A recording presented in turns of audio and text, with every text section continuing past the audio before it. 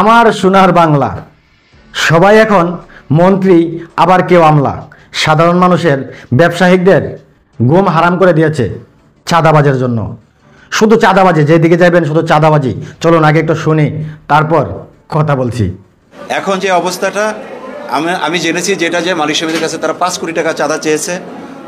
ভালো করে শুনবেন। যুবদল নেতা যাত্রাবাড়ির নাম ফাহিম। তারপর থেকে আমরা গাড়িগুলি পাঠাচ্ছি যাত্রাবাড়িতে, কিন্তু আমাদের গাড়ি এ পর্যন্ত 25টা গাড়ি গ্লাস ভাঙছে, আমার 25টা শ্রমিককে মারধর করছে। আজকেও সকালে আমাদের এক শ্রমিকের শুনলেন তো, মাথা ফাটায় ফেলছে। এখন অনেকে আবার বলে আমি নাকি বিএনপির বিরুদ্ধে কথা বলি। না ভাই, আমি সত্যটা তুলে ধরার চেষ্টা করি। এখন দেখেন, যদি সেই বাস চালকরা, গাড়ি চালকরা গাড়ি না চালায়, তাহলে সে ভোগান্তি কার হবে? ভোগান্তি হবে আপনার মতো আমার মতো সাধারণ মানুষের।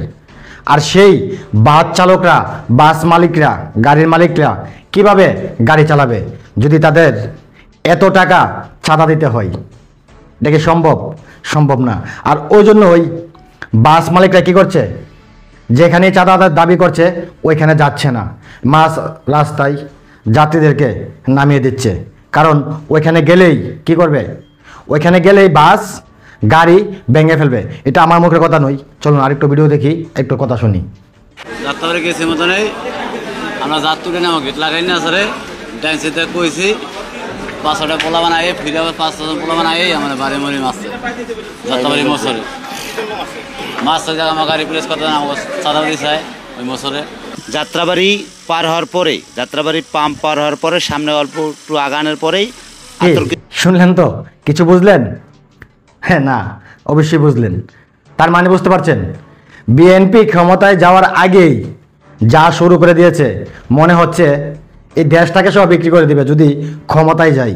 আর ওই জন্যই বারবার শুধু নির্বাচন নির্বাচন নির্বাচন। তো এখন চিন্তা করেন, যদি এই অবস্থা হয় দেশের, তাহলে কি হবে সাধারণ মানুষের? প্রতিনিয়ত বিভিন্ন জায়গায় শুধু চাঁদাবাজি, সন্ত্রাসী কারা করছে? বিএনপি। আর অথচ আবার অনেকেই বলবেন যে এগুলা করছে নেতা কর্মীরা, এগুলো করছে মাঠের কর্মীরা, নেতারা জানে না। নেতারা জানে না তো চলুন আরেকটু কথা শুনি কি বলছে সেই বাস মালিকরা। হ্যাঁ, যে 5 কোটি টাকা একসাথে না দিলে মাসে 10 লাখ টাকা দিতে হবে। এইটা বিএনপির হাইকমান্ডকে আমরা জানাইছি, নবীউল্লাহ নবী সাহেবকে জানানো হয়েছে, আরো অন্যান্য নেতৃবৃন্দকে জানানো হয়েছে। তারা বলছে আমরা ব্যবস্থা নিতেছি, কিন্তু কোনো ব্যবস্থা। ওরা বিএনপির উপর মহলে পর্যন্ত নালিশ দিয়েছে, জানিয়েছে, তারপরও কাজ হচ্ছে না। প্রতিনিয়ত চাঁদা দিতে হবে একসাথে পুরো টাকা, সম্পূর্ণ টাকা, নয়তো মাসে মাসে কিস্তিতে দিতে হবে। তার মানে এই দেশটা মনে হচ্ছে তাদের বাবার কিংবা কারো মার, কারো ভাইয়ের। আর এদেশের সাধারণ মানুষ এদেশের রোহিঙ্গা। আর ওই জন্যই চিন্তা বিবেচনা করে ভোট দেওয়ার চেষ্টা করবেন, যদিও নির্বাচন আছে। আর আমার তো মনে হয় নির্বাচনের প্রয়োজন নেই। আপনার কি মনে হয় দর্শক?